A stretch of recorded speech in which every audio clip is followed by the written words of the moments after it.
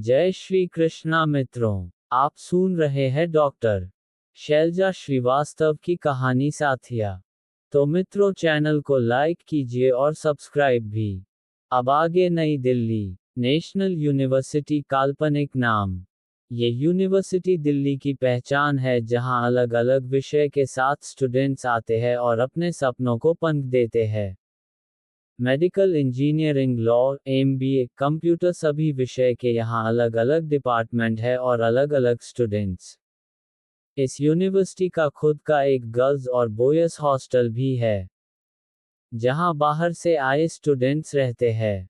लड़के झगड़ते एक दूसरे का साथ देते, ये स्टूडेंट्स अपने जीवन पथ पर आगे जा रहे हैं, बढ़ते जा रहे हैं और अपने करियर को नई ऊंचाइयां देने की कोशिश में लगे हुए हैं। इसी यूनिवर्सिटी के गर्ल्स हॉस्टल में उत्तर प्रदेश के एक छोटे कस्बे से आई लड़की सांझ रहती है। उसकी यूनिवर्सिटी की फ्रेंड शालू अक्सर ही उसके पास आती है और दोनों घंटों साथ बिताते हैं। शालिनी, शालू दिल्ली की ही रहने वाली है। अपने माँ बाप की इकलौती बेटी है और उसके पापा अबीर राठौर बहुत बड़े बिजनेसमैन है। सुबह के 11 बजे बज गए थे। शालू सांझ के बिस्तर पर पसरी अपना फोन देख रही थी, तो वही सांझ यूनिवर्सिटी जाने के लिए तैयार हो रही थी। तभी शालू की नज़र सांझ पर गई। 5.5 फीट लंबा छरहरा बदन, गेहुआ रंग और बड़ी बड़ी आंखें। सामान्य चेहरा लेकिन आत्मविश्वास की चमक लिए। ब्लू कलर के स्किनी जीन्स और वाइट कुर्ती में वो एवरेज दिख रही थी। सांझ ने बैंगल्स उठाकर अपने एक हाथ में डाली और दूसरे में स्मार्ट वॉच पहन ली। क्या बात है, आज तो लगता है चतुर्वेदी जी को घायल करने का इरादा है। शालू ने सांझ को देख आंखें मटकाई। क्यों दिन में सपने दिखा रही हो शालू? हम सब जानते हैं कि अक्षत चतुर्वेदी की क्या हैसियत है।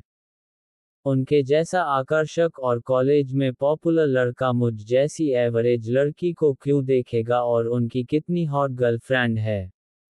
सांझ बोली, कौन? मानसी। और तुमसे किसने कह दिया कि वह उसकी गर्लफ्रेंड है? शालू ने आंखें छोटी करके कहा, दिन भर तो उसके साथ घूमती है, कोई अंधा भी देखकर कह देगा कि दोनों के बीच में क्या रिलेशन है। सांझ बोली, हम सब जानते हैं कि अक्षत चतुर्वेदी का LLM हुए सालों बीत गए।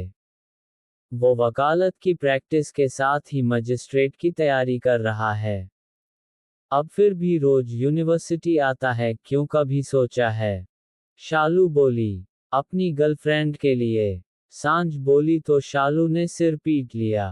आता तो है वो किसी के लिए, अब वो मानसी है या कोई और, ये तो अक्षत ही जाने। हो सकता है जिस तरीके से दिल ही दिल में तू उसे पसंद करती है, उसे छुप छुप कर देखती है, वैसे ही चतुर्वेदी भी तुझे देखता हो और तेरे लिए आता हो।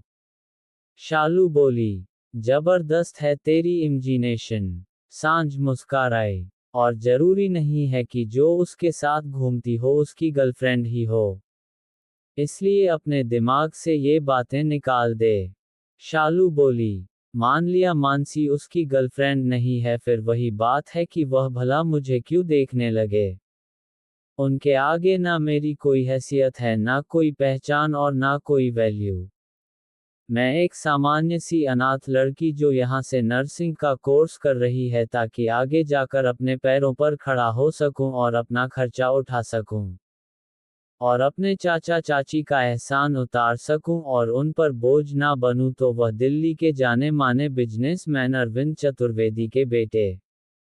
सांझ बोली, हम तो क्या हुआ, जब प्यार होता है तो लोग ये सब नहीं देखते, समझी डियर। शालू बोली, न बाबा, मुझे न समझना ये प्यार व्यार, क्योंकि कई बार प्यार ऐसे जख्म दे देता है जो कि भरकर भी जिंदगी भर रिश्ते हैं। सांझ बोली, और कई बार सच्चा प्यार इन ब्लीडिंग स्कार्स को हमेशा हमेशा के लिए हमारे शरीर ही नहीं आत्मा से भी मिटा देता है। शालू बोली, चल आज का ज्ञान पूरा हुआ, अब हम निकलें कॉलेज। सांझ बोली और शालू के साथ यूनिवर्सिटी निकल गई। तारांकन तारांकन तारांकन तारांकन तारांकन तारांकन तारांकन तारांकन तारांकन तारांकन तारांकन। नेशनल डीएन यूनिवर्सिटी के बाहर रॉयल इनफील्ड आकर रुकी तो सबकी नज़र उधर चली गई। अक्षत चतुर्वेदी के पीछे एक खूबसूरत लड़की उसकी दोस्त मानसी बैठी थी। अक्षत बाइक से उतरा और बाइक पार्क की और अपनी फ्रेंड के साथ यूनिवर्सिटी के अंदर जाने लगा। Perfect, made for each other. Students में फुसफुसाहट हुई और भीड़ में खड़ी सांझ के चेहरे पर फीकी सी मुस्कान आई। अक्षत ने तिरछी नज़र भीड़ पर डाली। एक पल को नज़र किसी खास पर रुकी और अक्षत के चेहरे पर एक रेयर सी मुस्कान आ गई। तुमसे न जाने कैसा रिश्ता जुड़ गया है इस दिल के एहसास का। क्या तुम्हारे दिल में भी कभी मेरे लिए एहसास जागेंगे? सांझ खुद से बोली और आगे बढ़ गई। सालों बीत गए लौकिए पर आज भी यहाँ आता हूँ सिर्फ एक झलक तुम्हारी पाने, न जाने तुम कब ये बात समझोगी। अक्षत खुद से बोला और मानसी को अंदर छोड़ निकल गया।